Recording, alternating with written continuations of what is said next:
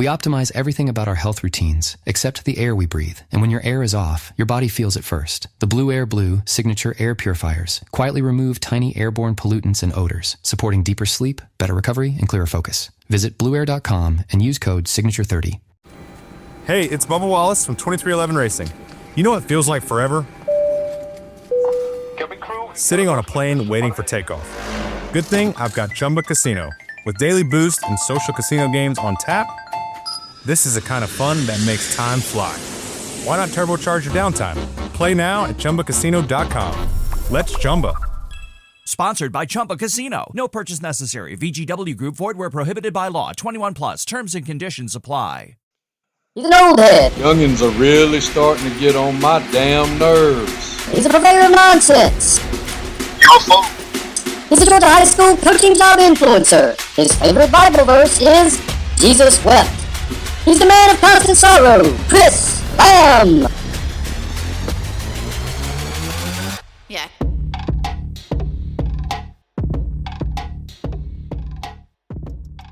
Welcome to Sun Coaches Podcast, and we are at the Nike Coach of the Year Clinic in Washington, D.C., and I'm joined today by Coach James Thomson, our clinic director here, and Coach Thomson has coached in Florida and been a high school coach in Florida. He's coached in Georgia as well at Northview High School. He was there. Had a lot of stops in Florida as a head coach. Also coached at UCLA at one point in time, so he's coached at the college level as well. Coach Thomson, thanks for being with us today. Thanks for having me, man. So you played a little college ball, and you've said before that you always laugh and humbly always joke that it's not worth mentioning. And then, which I disagree, it led to a little brief stint of a little arena ball, which I've always thought was pretty cool. But you come out and start coaching. Where'd you first start coaching at? You know, my first job was 2004 at Edgewater High School. Coach Gerke. Coach Gerke, my coach. And he's a legend, man, in Orlando, and his staff was legendary. You know, there's a lot of people that came from the staff. And, you know, Buddy Hurd and, you know, Dean Fabrizio, who was our friend, you know. It's just a lot of good times, a lot of good teams we coached.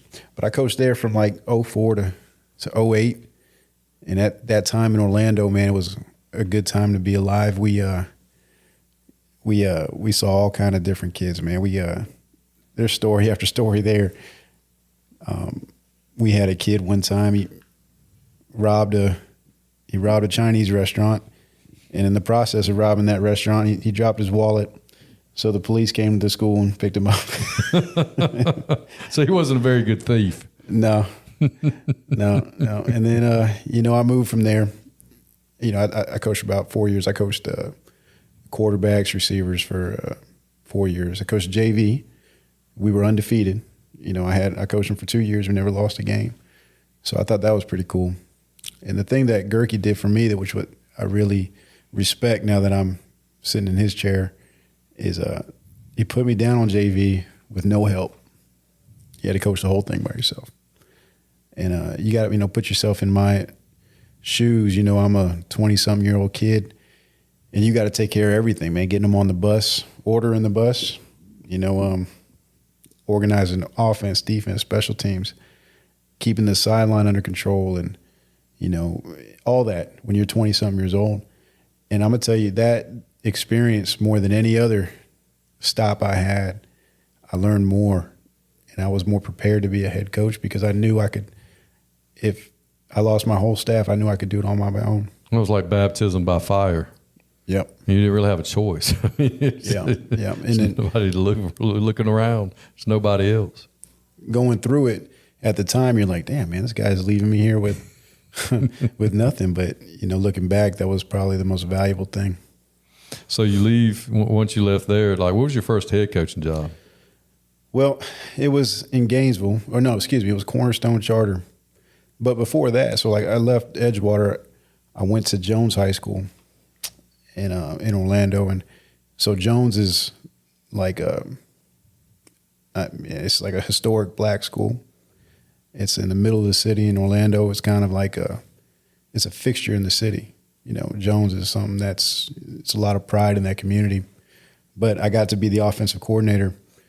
And in that time period, I was there for 2 years. Man, you see all kind of craziness. It's craziness. And, you know, I got stories you probably can't tell in a podcast, but one of them comes to mind. We played, our home games were in the Citrus Bowl. So we got to, you know, our Citrus Bowl was probably half a mile from the school. So our kids would get changed at the school and we'd walk over to the Citrus Bowl and play. And I'm calling plays. And, you know, in a regular field, the fans are on top. There's no track buffer. So the fans are right there on you, which is cool. But then, you know, you got the certain fans that, you know, they like to drink a thing or two and they come to the games. And so, you know, I'm calling plays and all of a sudden I start hearing this guy in the stand saying, Coach, yelling at me, killing me. Coach. And I'm like, you need to run the reverse. Right? I'm hearing him. You know, there's not many people in the game, so you can hear almost everybody. And I'm like, who is this fool talking to? Coach, I'm talking to you. You need to run the reverse. It's there. Every play I'm looking at, it's there. Well, we got, you know, we're coaching the game. We get a good hold on them. And I'm talking about first quarter, second quarter, third quarter. This guy's killing me. Run the reverse. Coach. You know, so anyways, we get up a little and I'm like, all right, the game's about over. I look up and say, hey, man, here it is, man. I'm calling the reverse. Here's your play. I look up, he said, you know, he's all excited, he smiles. We call the reverse. Man, the DN just sitting right there. Boom, tackling on TFL, lost 7 yards on it or whatever. I look back up in the stands. I say, hey, man, what happened? He's like, Coach, the other way. You know? And I remember thinking, you know what, man, this dude's got it right. Like, you know. But, man, we had story after story like that. But then, you know, going from there, I took a head coaching job at a startup charter school. And this was kind of like in my neighborhood. It's called Cornerstone. You played at Dr. Phillips, right? Yeah. And, you know, that was like, you know, it was crazy. It was a year and we're trying to purchase equipment, trying to put a team together. It was a lot of learning how to fundraise and do the things outside of football for that year. But, you know, after that, I took the job at Gainesville High School for 2 years. I moved up there and, you know, I had a good time, man. It was, we had some good teams. And, you know, we went to the state championship game my second year. We were 14-1. I think we were ranked as high as 6th in the nation, I think. You know, and then, of course, I'm winning accolade after accolade, you know. Can't tell you nothing. Yeah, you can't tell me anything. Because I was the youngest head coach in the state, at the same time being the best head coach in the state. You know, it was like really cool. But I think it taught you a lot about yourself and how you handle success, you know. But we had all kind of dumb stories there too. I mean, it just... Tyler Reddick here from 2311 Racing. Another checkered flag for the books. Time to celebrate with Chumba. Jump in at ChumbaCasino.com. Let's Chumba. No purchase necessary. VGW Group. Void where prohibited by law. CT&Cs. 21+. Sponsored by Chumba Casino. We had at one point in time, man, it was, you know what? Let me not, because I might want to start coaching again, Chris, and I don't want to do anything to. I'm not going to tell on our stories just yet over there. But anyways, man, while I was there, we know I worked camps too.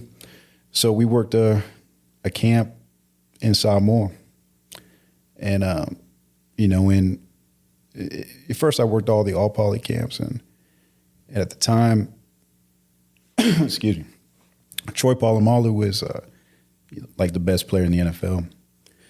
And he kind of puts together this team of people to go to the islands and teach those kids football, kind of a give back deal, you know.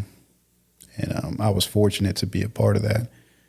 So this was like maybe 2010, 2011. But anyways, the anticipation of going up there was huge. So you got to think Troy at this time was like, he was like the man. Like, you know, he had the whole island. Like, he represented all of the, you know, all the Samoans in the island. So, him getting there was a big deal. So we fly from LA to Hawaii, and then Hawaii to Samoa, and then we get there, we land, and it's like the whole island is at the airport waiting for, his arrival. And I'm thinking, dang, this is crazy. Like, it's nuts. I mean, everybody's there. Reporters there, just random people, everybody, whole island. So they had like a school bus for us, So we all load up on the school bus and we get in there, and then on the school bus they got a little radio. And then the radio says, we're here live at the airport covering Troy Polamalu's arrival. And like he's sitting, next to me or whatever, or, near me. A bunch of all of us on the plane. I said, man, someone said, turn that up.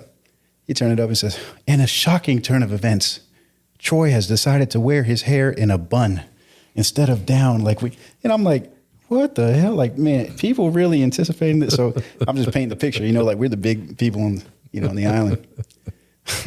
And then, so they asked us too. So it was me and another dude named Lenny.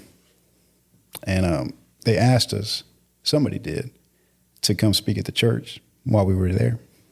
So, me and Lenny go to the same church. So we're like, yeah, we'll come talk. So we get there, and I mean, it's packed. Like the whole church is overflowing in the back. And then it was called what they call fireside, So you get to kind of bear your testimony, talk about, how your faith has impacted you. And, it's a good experience. But it was humbling for me to see that. But I remember, I'm sitting there in the back, and I didn't know what to talk about. So I'm looking at Lenny like, man, what you going to talk about? And he's like, man, I don't know. I was like, man, I don't know. So he gets up, and he's like, well, I want to tell you guys this story. This is where I heard this story. It's a really good story. He says, have you heard the story about the bear and the hunter and the bear? Have you heard this? No, I don't think so. You got to listen. This is a good one, man. So he says, every day a hunter, goes in the forest and hunts. He loads his gun and he goes out there hunting, And he says, one day he's out there hunting. Here comes a bear. And he's like, damn, the bear's running toward him. He says he picks up his gun. He said, damn, not load. He's trying to load it. Drops the bullets on the ground. He's like, damn, trying to get the gun right. Finally, he had nothing else to do. So he just falls down on his knees and prays. So he's like, man, praise. He opens his eyes. He looks over, and the bear's praying on his knees. And he asks the bear, he says, bear, what you doing? And the bear says, oh, I'm blessing my food. And then he said, yeah, the point of the story, everybody prays. Load your gun. You know what I mean? Yeah. So Lenny tells that one, which is completely inappropriate for the time. And y'all are in church. We're at church, and he's over here talking about something like, And I remember thinking, you're still trying to come up with something to talk about. Yeah, but the funny thing to me was no one was laughing. Like I was like, this is the funniest story I ever heard in my life, and then no one was laughing about it. So, it was funny, man. We got through that, and that was a great experience being on that island. So, anyways, y'all ran the camp there. We did, and the camp was really cool. I mean, it was humbling to see how those kids are. To grow up like they did, and to have the passion that they did. It taught you a lot about football. Taught you a lot about yourself. And I think that you see with the Polynesian people, the reason we're so successful, we're good at football, is not because of genetics, which obviously plays a factor, but it's more so the way that we're raised. It coincides. It's identical. It mirrors the same things that you need to be successful in football. The sacrifice, hard work, the family, that kind of stuff. So teamwork. Anyways, yeah, no doubt. So to see that firsthand, I was really like, it's just a humbling experience.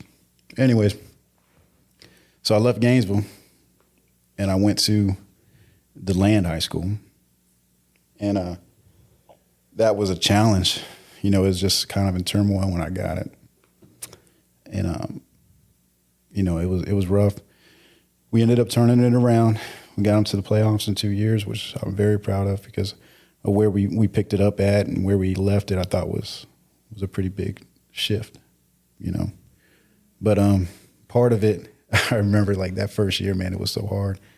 People coming to me, like Pettis had it before me, you know, and then Ryan Smith had it. And so it was some legends that came through DeLand. Dean Fabrizio, who used to be the head coach of DeLand, Howie DeCristofaro. So when you look back, like the history of coaches, the people that have sat in that chair, it's pretty good. You know, it's pretty impressive. But Rick Darlington's there now. Yeah, Rick's there now, you know, carrying the torch. But, you know, it is a tough place. And Rick's learning that, and he's done probably the best of all of us, I think, in that short time. But anyways, man, so I'm there. You know, you're going through problem after problem. I got people coming to my office looking for money. You know, man, you guys bought ice for me back in da-da-da. You owe us $500. I'm like, bro, I never met you. You know, you talking about like something that a coach 4 coaches ago did. I'm like, man, I don't know what to. And you got that. You got parents. You got different factions coming at you. And I remember, you know, we're playing and we weren't very good at, that year. So I'm getting hit from every angle. And I remember I had a guy, he told me a story about a strawberry. Hello, it is Ryan, and I was on a flight the other day playing one of my favorite social spin slot games on ChumbaCasino.com. I looked over at the person sitting next to me, and you know what they were doing? They were also playing Chumba Casino. Everybody's loving having fun with it. Chumba Casino is home to hundreds of casino-style games that you can play for free anytime, anywhere. So sign up now at ChumbaCasino.com to claim your free welcome bonus. That's ChumbaCasino.com and live the Chumba life. Sponsored by Chumba Casino. No purchase necessary. VGW Group. Void where prohibited by law. 21 plus. Terms and conditions apply. Tell you this story? No. I thought I told you this one. But, yeah, so the story goes like this. It's a man. He's running out of the cave, like Indiana Jones, you know. And the savages, like, the local natives chasing him. They're throwing spears, chasing him. He's running up and down, running. They're getting closer. Anyways, he gets to a cliff. And he looks down. He's like, dang, it's like 80-foot drop. Alligators at the bottom, Looks back, spear's getting closer, running by his head. He's got no choice, so he jumps. He holds on to a twig, like a branch. It's kind of sticking out of the mountain there. He's holding on to it, looking up, spear's coming down at him, alligators drooling for him. And he looks over at the end of the branch is a strawberry, juicy, big strawberry. So he reaches over and he eats it.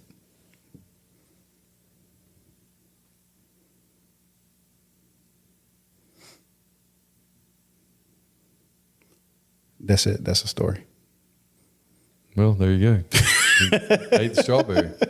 Hope it was good. The point of it is, man, just try to find the good in it.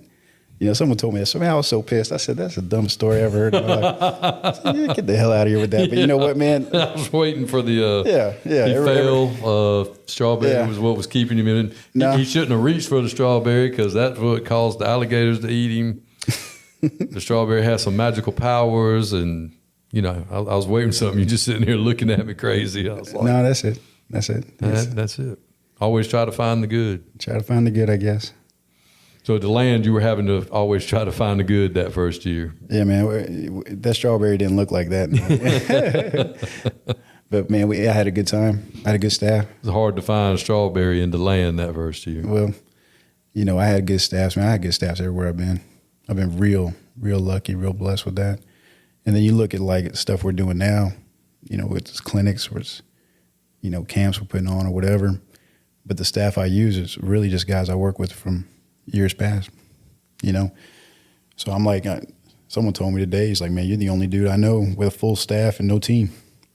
I'm like, I think you're right. But yeah, man, so, to take you through the career, it was, from there I went to UCLA for a year. I learned how to coach running backs. I learned how to really run it at the next level. There's some good NFL coaches on that staff. And, to just be a sponge and learn, it was a really, really cool opportunity for me. And so I did. I learned and I took that in, and I sat there and watched probably the best coach I've ever known. And Kennedy Polamalu, it's Troy's uncle. And he took me in. He's the one that got me the job. And, man, he was a guy that, like, he commands a room when he walked in. I've never seen somebody just completely, it doesn't matter who's in it. And KP's the alpha in every room. You know, so, like, to try to mimic that is it's a tall task. But he's the best coach I've ever been around. Well, you said on the way up here, you mentioned something about interning with Jacksonville. I did with him. Happen? Yeah, that was probably like maybe 2008 or so. That was before all of that. Yeah. And how did you get in with that? Yeah, KP. Yep. He brought me in, just kind of, you know, same thing. Just got to learn from him. And then that got me into LA. I think just kind of hanging out with him and learning football. But, you know, they had, so that's funny you brought that up, really, because, you know, I got to intern at the time. It was Maurice Jones-Drew and Fred Taylor were the running backs. So, you know, working with those guys, and I got to throw. And I remember thinking, like I said, at the time I was still young. I was like, damn, this is my chance to get a job. They're going to sign me as a quarterback if I can impress them with the way I throw to these running backs. You know? So, you know, I get Fred Taylor, like, man, you need to work on his range of catching. Just kind of work him like a clock, you know, like have his hands rotate all the way around so you can kind of work on, you know, just pass catching. And so I did, and, like, you know, I'm over there trying to throw it hard. I'm like, you know, like I'm trying to get a quarterback job here, you know. so you know, I'm throwing it to him. He's like, hey man, slow down. I said, all right, man, you know. So I kind of sort of slowed down, and he's like, hey man, stop throwing these balls so hard, you know. And I'm like, all right, I got you, Fred. And I guess I kept throwing it hard. I mean, I don't know. But then finally he goes down. Like, I threw one, and he kind of like, he caught him on like this chest or whatever, and he goes down on the ground. And I'm like, hey man, what's wrong? I said, Fred, get up, man. He's like, oh man, get the trainer. And I'm thinking, oh no. I just entered the best running back in the NFL. You know, I was like, man, please get up, man. So I'm like, dang, I got to go get the trainer. This little intern kid trying to, you know, just just hurt our best friend. I said, I don't know. I said, man, they're going to kill me. So I'm about to go get a trainer. He pops back up. I was just joking. I was like, no. So that was a good time. But anyways, man, I moved to Georgia. I coached at Northview. Got paid a little bit better, you know, and we do that in Georgia. Yeah, you do. Been talking about that today with the North Carolina contingency, and haven't really talked to any of the Maryland coaches yet to see what they have going on. But I know they pay better up here teaching wise, just because of different standard of living. But I don't know how they do on the coaching end. I'll find out tomorrow. I don't think anybody does it better than Georgia, except for Texas. Texas, yeah. But, like, Florida's so far off, which is crazy, isn't it? Unsustainable.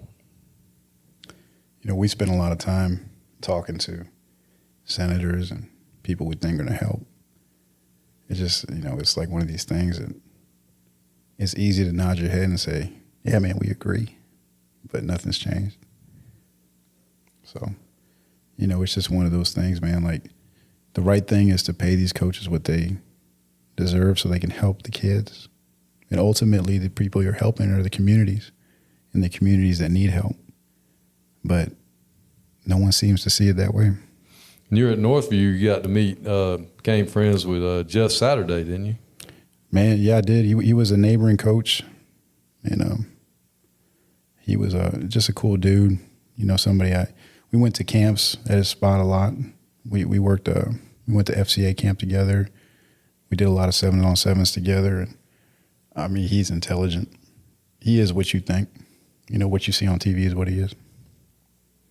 Yeah, I heard you talking earlier when we were talking to the head coach at Princeton, and both of y'all, when he talked about when he worked the 8 years he was with the Bengals, and y'all got to talking back and forth about Saturday and Peyton Manning and just how smart they are and how together they were, and how Coach Saturday helped working with your center. And would you get a delay one time because your center was making too many calls? Oh, yeah. Yeah. I try to pride myself in being sophisticated. I'm going to run pro scheme in high school. And we did. I was actually pretty proud of that. But, sure enough, my center's over here. He's got to make the calls. And man, he's back there saying, this is the mic. And then, they move on. No, we're going to re-mic it. They throw in the flag. I'm like, dude, don't do that. Just hike the ball. I'm not worried about, But, man, it was growing pains. And, that was the thing with coaching at Northview was we had intelligent kids. And for me, I tried to take that as a weapon because our demographic was, at the time, it was 67% Asian at Northview High School. And then by the time I left, it was 72% Asian. So it's kind of like that's where that was going. But it was also the best public school academically in the state of Georgia. So to me, looking at it from a head coach's view, it was like our mind's a weapon. And if we could figure out how to utilize that, we can have success. So we did things that were a little more complex. And, my second year there, we had a roster of maybe 32 kids. We, I think we won the region or whatever. We made the playoffs, and I think we were 8-2, 7-3. I honestly can't remember, but that might have been the most memorable year I have as a coach because of we did more with less, And I think that when you exceed expectations, that's kind of how you judge a good coach. So you left Northview and went back to Florida? Yep. Yeah. Well, I went to Tucker. I was a head coach at Tucker. Well, that's right. You were at Tucker. I forgot all about that. Yeah, it was a good school, good people, good community. And then, I went to Winter Haven for a year. And I remember, getting back to Winter Haven, you remember why you left Florida. Like, dang. You talk about like a drop-off. I came from Georgia to Winter Haven, who was like 1-9 the year before, just kind of really resistant to change. And you can kind of just see just the difference in structure, So I think I got frustrated with high school coaching in general. And so I kind of just hung it up. I was like, man, I'm done, because I came back to Florida for a few reasons. One was to help my fellow coaches kind of get the pay they deserve. I felt like that's a real thing, and I didn't think anybody was talking about it. So that was, something I wanted to do, but more so to come back home when, like my family, I'm born and raised in Orlando. My mom lives there. Like, I know everybody in that city, in my neighborhood, same thing. But for me to have to get up, leave all that, and cross the state line to get paid more, that's kind of messed up. And it's great, but it gets old. Because what I noticed was my daughters, my kids, they were growing up without their family. It was just me. It was just, our small family all together. And you kind of like, is it worth it? You know what I mean? Is that, extra 40 grand, is that worth this?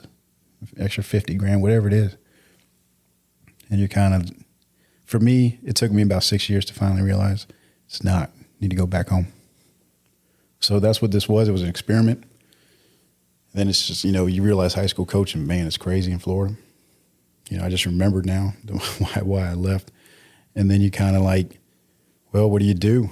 And, and I was fortunate now, trying to get back into college, it looks like. And, I'm not sure if I'm ready to retire. I'm not sure like what the future holds, man, but I just take it a day at a time and put clinics on. And we're putting on a good one up here and did an outstanding one down in Orlando, trying to get this one back up here in Washington, D.C. after COVID. Hadn't had one up here since COVID, correct? Or they had? I'm pretty sure that's right. Yeah, I'm not even too sure. I know we got it now, so we're trying to do the best we can with it. And today we had Neil Brown from West Virginia was one of the big speakers, and head coach from Princeton. What was his? I can't pronounce Coach it. Serace, yeah, right. And Bob Serace.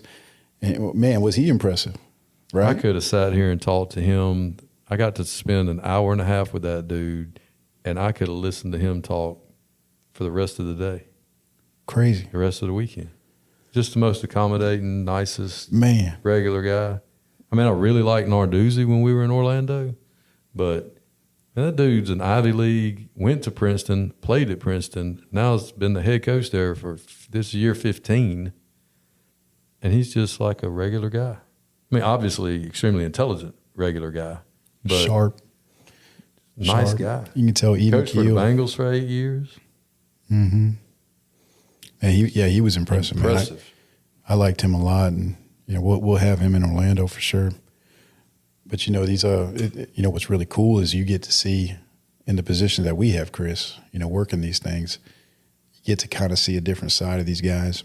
Not that we get to know them, but I think that behind the mic, when you're not on stage talking to people, you kind of see how they interact with whatever coaches they're bringing in and stuff. And so you get, I think with you get each a other, better, because Coach Brown and Coach Serace were in here at the same time, and obviously they don't play each other. But I mean, they were, hey, what's up? They're just right. like we are when we see each other. When we other high school coaches see each other that you hadn't seen in a while. Right. I think and they're sharing stories, and they're talking about, hey, did you hear about this? Or did you know this was going on? Or, hey, I heard we were going to do this, and, early signing day, and hey, did you hear this might happen? Or, hey, I heard this might happen. I mean, it's just gossiping just like we do at the high school level about stuff. And that's you and I talked, and, some of these guys, like they come up the college world like they're a GA, an analyst, for like 6 years. And then they become a position coach, and then they become a coordinator. And, when you see the amount of time you put in at the facility, I think what people don't realize is these guys are in that building a lot, and they're not outside. Tyler Reddick here from 2311 Racing. Victory Lane? Yeah, it's even better with Chumba by my side. Race to ChumbaCasino.com. Let's Chumba. No purchase necessary. VGW Group. Void where prohibited by law. See T&Cs. 21 plus. Sponsored by Chumba Casino. So sometimes they forget how it is out here. They forget what we're dealing with. And me as coming from where I did and seeing where, there's daily interactions that you have like with outside people. Just be going to the gas station, man. Like the different adventures you see out there. Yeah. And then I was trying to cross the road to go get something to eat today. That was an adventure. Yeah. And then you kind of wonder, like, have these guys seen that? Yeah. And then I think you can kind of tell the ones that have and haven't. Like, I mean, it's just impressive. It's cool to see it, with these guys and get to hang with them and know them on a different level.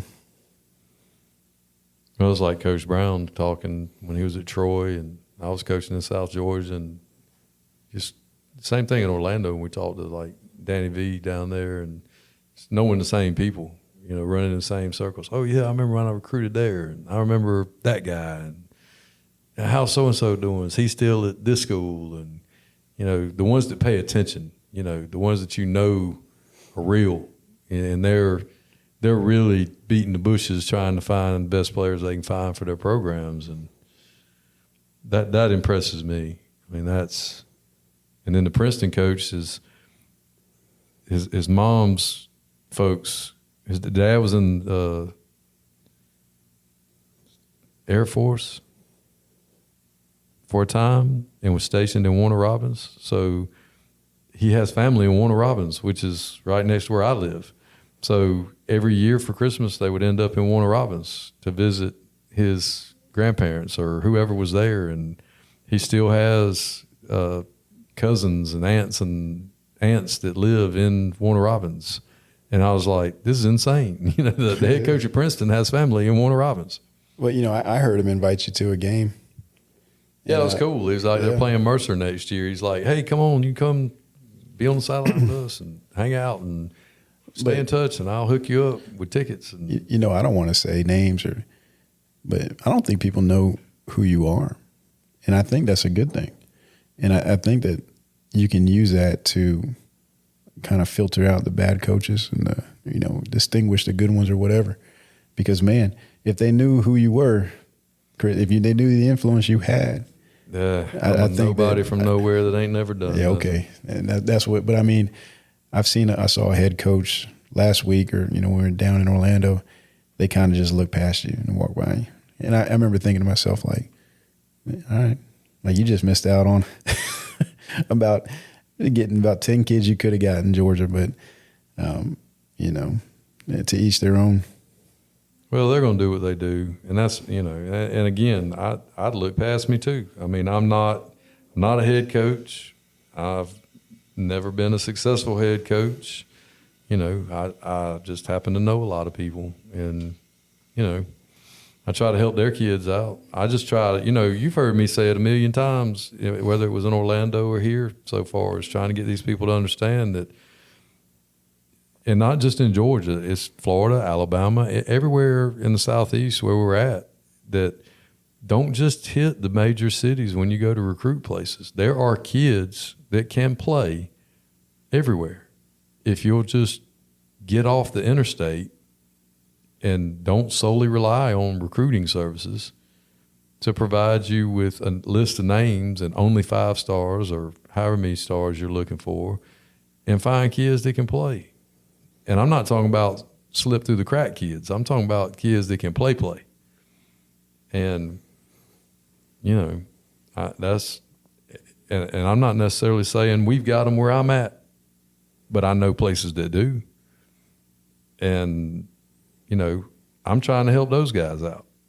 Go to Crisp County, go to Peach County, go to all the places in Warner Robins, go to all the little schools, the Telfair counties, the Dooley counties, the Irwin counties, the Fitzgeralds. Go check these schools out that are a little bit off of the interstate, that aren't in Atlanta, and ask around like they used to. Yeah. Instead of just getting just about to Henry County south of Atlanta and being like, all right, we're done, we're out. Right. Well, I wonder if they know who to ask, right? I wonder if they, it's interesting, but I think that college football has just changed so much that it's, it's almost a science now, and I think that people have got their recipe, right, wrong, or indifferent, but that's what they're going to ride with. That's what they're going to go with, and it's always been, and it's still going to be about relationships, and the ones that we've seen that can sit down and talk to you and just chill and hang out and talk like regular people, they probably have good relationships with their hotbeds that they recruit in, with their high school coaches and the people that they deal with. And the ones that don't, that just fly by night or get in, get out, and do whatever, their records probably reflect that. Right. Because they're not keeping kids, or those kids are hopping in the portal because you can tell the guys that are capable of building good relationships just in the little interactions that we have with them. Yeah, good people, man. It's about people at the end of the day. People. Well, it's like the Princeton coach was telling us that he could foresee a time not in the so distant future where somebody's going to come up with an AI program where you say they run a 3-4, it's 2nd and 3. This is the look we're getting. What's the best play to run? Yeah. So X's and O's. You phase coaching out of the equation and make it more of a science. And you're still going to have to deal with kids. You're still going to have relationships. You're still going to have to be able to teach fundamentals. But as far as the game, calling the games and things like that, that could be something that's not a thing anymore. Yeah. But these jokers better learn these younger coaches better learn how to deal with people. And right now, I'm not seeing young coaches with 2 real good people skills. Mm-hmm. As far as being able to sit down and talk to people. We laughed at lunch talking about how you come to the clinic in Georgia, we have a good time. I mean, we go to the clinic and we listen and we learn and we pick people's brains, but we'll sit down and draw on napkins and get in a room and draw on a mirror and old school kind of stuff. But we're gonna have a good time, and we're gonna have social, and we're gonna do all that other stuff. and we get after it, and we have fun. And this younger crowd, I don't know that they understand that that's part of it too. Part of the networking aspect of it. You saying that, my first few years coaching, Dean was on our staff. And, for podcast world, we're talking about Fabrizio, who's the head coach at Lee County. But he took me up one time. We got in the car and we went from the Orlando Nike Clinic. We decided to drive up to Atlanta for the Atlanta Nike Clinic. But it wasn't just that. Dean decided to stop. And I'm just a kid, man. And Dean coached me in high school at Dr. Phillips. So, trying to paint the picture here. So I'm just along for the ride, trying to learn how this thing works. And we must have stopped at 4 different schools, maybe two other houses of different coaches in Georgia. And, just what he was doing was he was introducing me to people way back, and then, looking back, that was really cool. But that's what we did, because we wanted to be, this is what we wanted to do. We wanted to be a coach. And I wonder if these young guys are like that, if how many of them are actually out there building relationships. I don't know. I think so many of them see the Lincoln Rileys of the world and some of these young guys that Dan Lannings or whatever, and they see how young they were and how successful they were at a young age. And it's like they don't even pay attention to the fact how hard those dudes work to get. I mean, they probably got a break, or they probably knew some people that helped them out tremendously, which, I mean, there's no doubt that happened. But they worked their tails off to get there at that young age. It didn't just, I'm gonna GA, then I'm going to get a position coach, then I'm going to be a coordinator, and then within 4 years I'm going to be a head coach at a FCS school. Yeah. No, you can't do that in high school. It makes you wonder what's that's like a one in a. I don't know what the math is behind it, but it's way outside of one in however many college jobs there are. Let's say there's 950, or let's say 1,000 because it's easier math. If there's 1,000 college football playing schools, it's not 1 in 1,000 because it's only happened. Yeah. It's way longer odds than that. It makes you wonder, why is the impulse? You see Dan Lanning make it, right? So why is the impulse for some of these coaches to immediately say, he's lucky, he's no better than me. Why is that? Why aren't you curious? Because, the times that I've seen Dan, and it's like he's working his butt off. Whether I like him or not or whatever, that doesn't matter. It's like, but you got to respect that there was work involved to get to where he is. Well, and he's obviously highly intelligent. Yeah, no doubt. As well, because he's running a major corporation now. But it just makes you think, okay, for us as coaches, I think we should be more curious, and go try to learn what this person did and maybe apply it to you. Yeah, they got lucky, but at the same time, there's things that you can do to put yourself in a better situation. Make your own luck. Mm-hmm. I mean, and you got to be a risk taker, which I'm not. I mean, I'm in a different place, different age, different whatever. But even now, I mean, if somebody came in and said, hey, we would offer you an opportunity to come help us with recruiting and blah, blah, blah, blah, blah, but it's only going to pay X, Y, Z, I can't. I can't take a risk of this, that, and the other due to where I am, age-wise and financially. I'm not going to take a pay cut when I know what some of these other guys are getting paid to do what they do. Yeah. I'm not going to do it. And I mean, it's like I remember last year when you were talking to some of the college coaches about, how do you bridge the gap or how do you make the jump to get some high school coaches to come to the college ranks? And all, some of the guys you talked to were like, well, they GA. No, I don't think you're listening. I'm not going to GA. I have a master's degree. I have a professional degree, and I'm a dissertation away from a doctorate. GAing's not that. No, that ain't happening. I'm not going to be a 49-year-old GA. There's got to be other avenues for you to make, and there are. They can do what they want to do. Oh, there's no question. But I think that the thing is, where was our guidance back in the day? You know, because if someone would have told me that, you know, this is the path to be a college coach is to do this, because I mean, I genuinely thought if I can perform well in high school, I'll get recruited to go to college. Just the same progression as a player. I felt like that was the same progression that would happen as a coach. So let me just go coach and be recognized for this and then maybe move up. That is not how this thing works. No, if you're a high school coach, you're going to have to know somebody that gives you a shot to get you. No one told me. I mean, where was, you know, I didn't have a father. My father didn't coach. You know, my father had nothing to do with football. So who was guiding me? You know what I mean? And so what happens is you wake up and you're 30-something years old and you're like, well, damn, how do I get in? And you know what the answer is? You don't, man.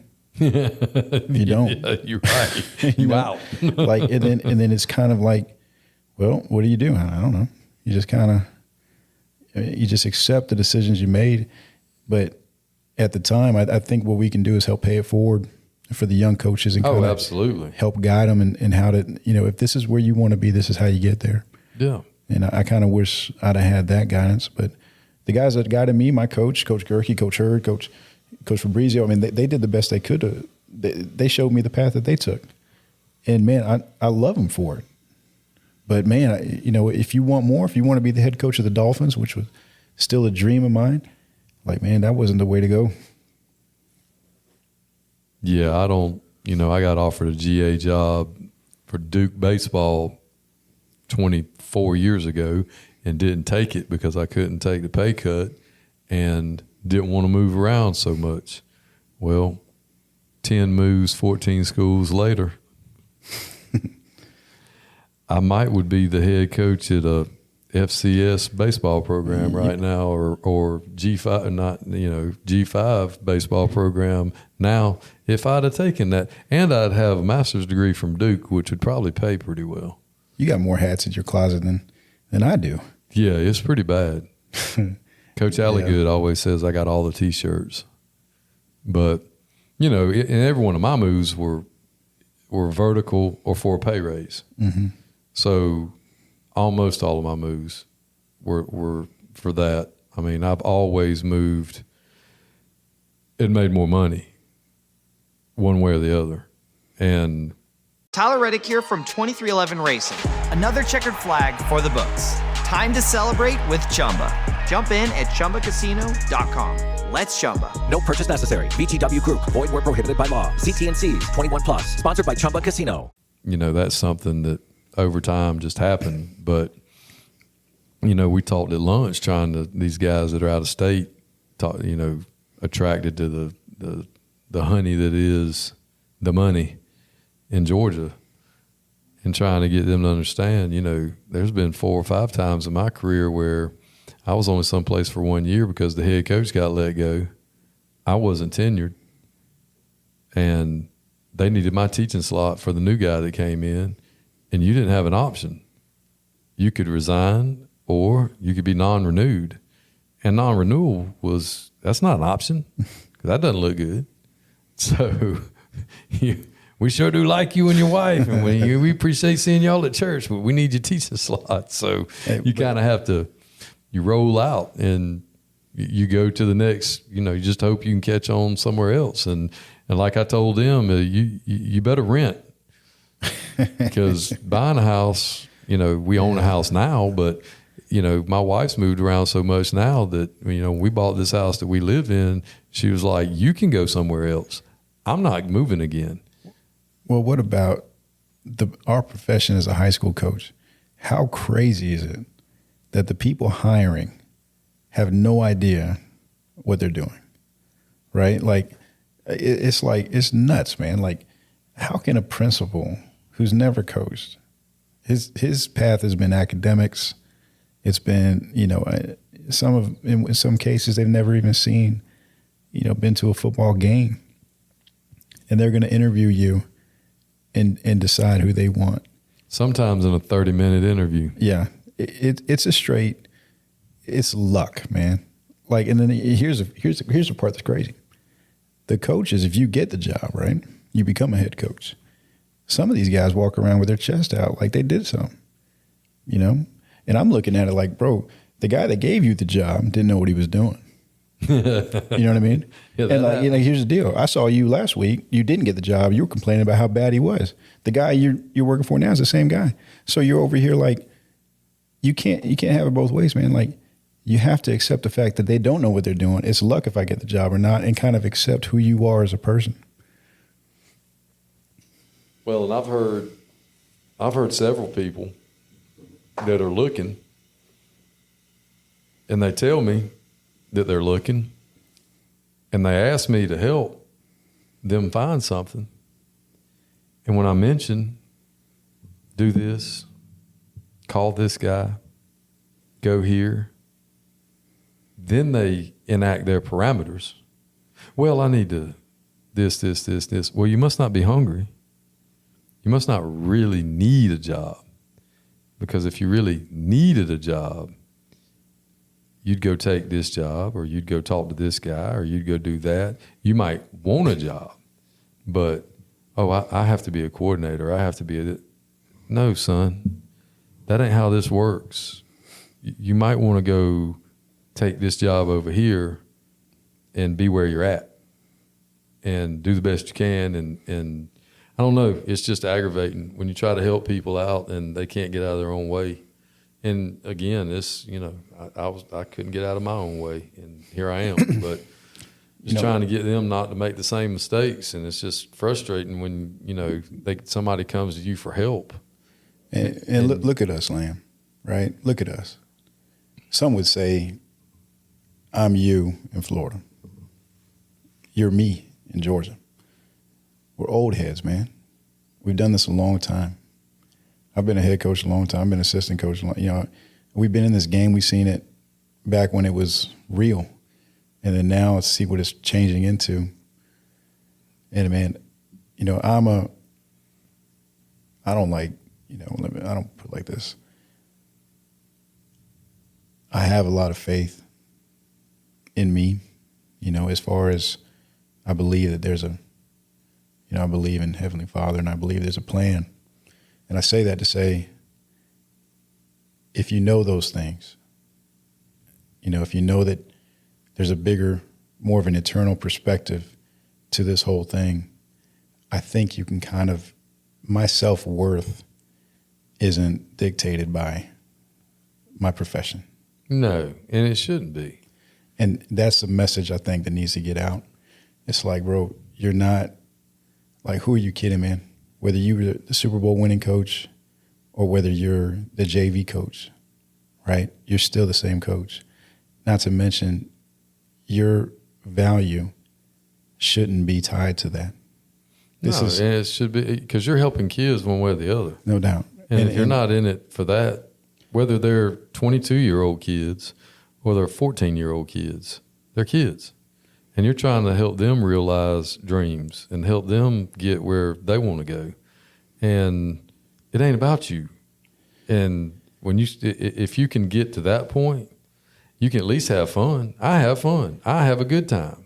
If you look at the people that I try to surround myself with, it's people that are like-minded, like you, man. Like, we're in it for the right reasons. And I think we accept the fact that this thing it's a roller coaster. And it's a hell of a ride. You just enjoy it,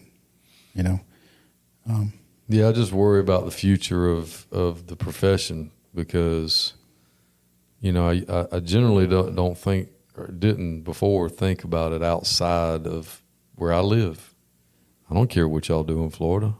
I don't care what they do in Maryland. I don't care what they do in Virginia, North Carolina, wherever. But we all have the same issues. I've learned, pay, we don't have those issues, but the way the kids are, the way the coaches are, we all have the same stuff. And if this noble profession is going to continue and we're going to be able to continue to be able to serve and help kids, we're going to have to, foster the next generation of guys that come through. Because at some point in time, which for me is 5 years, 3 months, and 22 days, I'll be retired, and I'm not going to do this anymore. Yeah. I'll come to clinics and do that, but as far as actually coach and do stuff, I don't think I'm going past 30 years. Yeah. I'm just not. But the next group is going to have to keep it going, and I don't know what that looks like, and it kind of bothers me because they set it up for us, and I feel like we'll be the group that what happened. What did y'all not do to you know what I mean? I was on a podcast not long ago, and they asked me this question, and I forgot. My answer was this: in this profession, you see different kind of coaches, and there's guys you see they're in it to win, so it's like a winner at all costs, and sometimes they're, like we talked about, who they are is dependent on whether they can win a game, which is crazy because they're not throwing or catching the ball or blocking or tackling. They're just kind of calling plays, and and then there's others that want to help kids, so that they kind of give back to the community and help the youth. And I think that what I've found from even being out of it for a year is the thing you miss is the camaraderie, the brotherhood in your staff. And to me, that's a big, growing up, you had your group of friends, right? And then really, with me being around ball and everything I've done around football, I've always had that kind of brotherhood around me. And so when I look at the profession, I'm thinking, man, that's what needs to be. There needs to be people out here that are pushing that side of it. We're doing this for each other, helping our brothers out, And then through that, the kids will see that the interaction we have amongst us and the staff is how they should have their friends. And I think that that's kind of the message that I like to push out was man, the gang mentality I grew up with is the same one that, the same brotherhood I think I have amongst us, man. Chris, we're on the same staff here, Yeah, we left out for lunch today, and it was funny. We looked like a football coaching staff, and I didn't realize you were right behind me. But 3 young ones were in front of me, and it's cold. It's wet up here. The weather was sorry. I mean, it was nasty out there, and we're going to eat. And I look at Covey and Fly and Cody, and they're jumping up and down, and they're all excited. And I'm like, golly, I feel like I'm the head coach, and we're going into a playoff game, and these jokers are jumping up and down, and I'm just hoping we don't get beat by 50. And then I turned around, and you just started laughing. And I was like, oh, well, here comes the rest of the coaching staff. And I'm like, we look like a actual football staff walking out onto the field. And we looked like a legitimate coaching staff because we had such a mixture of older and younger. And it looked like a Friday night, the way the coaches act. They're jumping up and down, getting the kids hyped up. I'm the old curmudgeon, miserable because it's wet, bitching and moaning because it's wet and rainy and this sucks and let's get this over with. Then you're just like, all right, let's go eat. Let's go. We got a job to do. And then, they're running around crazy and chest bumping each other, wearing shorts. It's 35 and raining. And I'm like, yep, we could be, we actually could run a football team with the 7 people we got out here. Man. Probably wouldn't be bad. We could find some players. Man, you were with us in Orlando. We had the guy, Said Daniels. Yeah. Yeah. So, Said, you did a podcast with him, right? Yeah. Yeah, Ryan did that interview. Oh, Ryan, yeah. Yeah, she interviewed him. But so Said was on my staff. I'm going to tell you a funny story here. So Said, guys, if you don't know, Cedric Daniels he used to be a really big guy.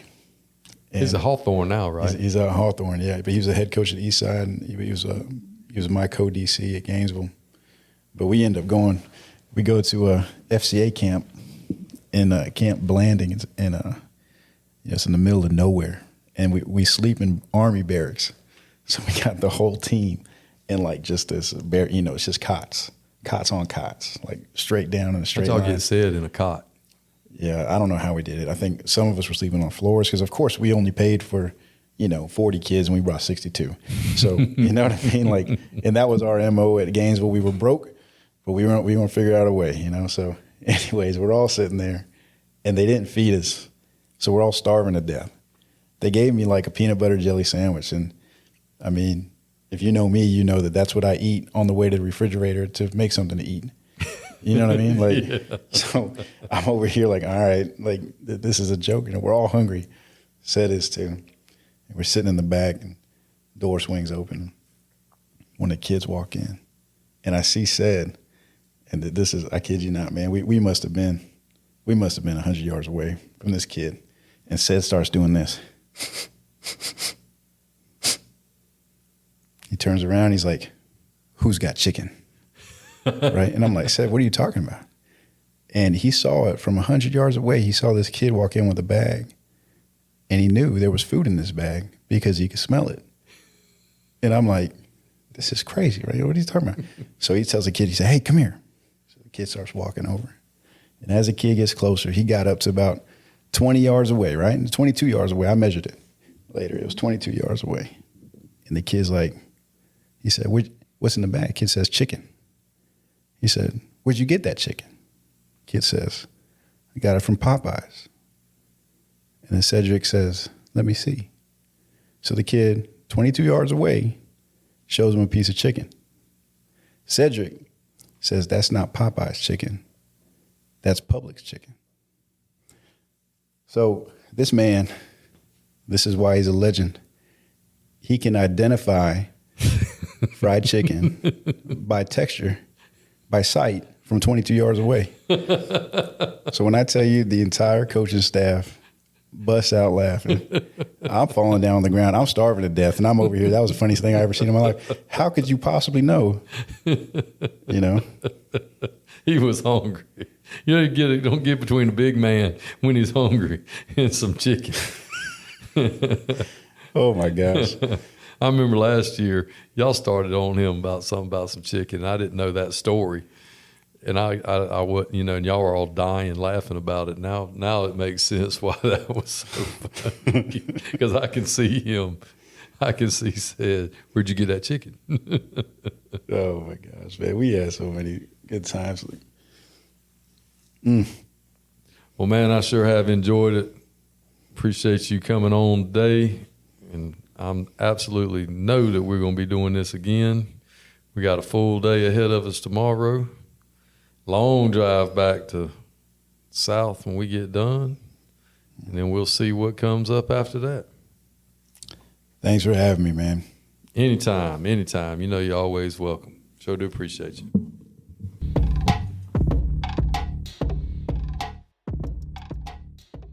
Tyler Reddick here from 2311 Racing. Victory Lane? Yeah, it's even better with Chumba by my side. Race to ChumbaCasino.com. Let's Chumba. No purchase necessary. VGW Group. Void where prohibited by law. See T&Cs. 21+. Sponsored by Chumba Casino. When you manage procurement for multiple facilities, every order matters. But when it's for a hospital system, they matter even more. Grainger gets it and knows there's no time for managing multiple suppliers and no room for shipping delays. That's why Grainger offers millions of products in fast, dependable delivery, so you can keep your facility stocked, safe, and running smoothly. Call 1-800-GRAINGER, click Grainger.com, or just stop by. Grainger, for the ones who get it done.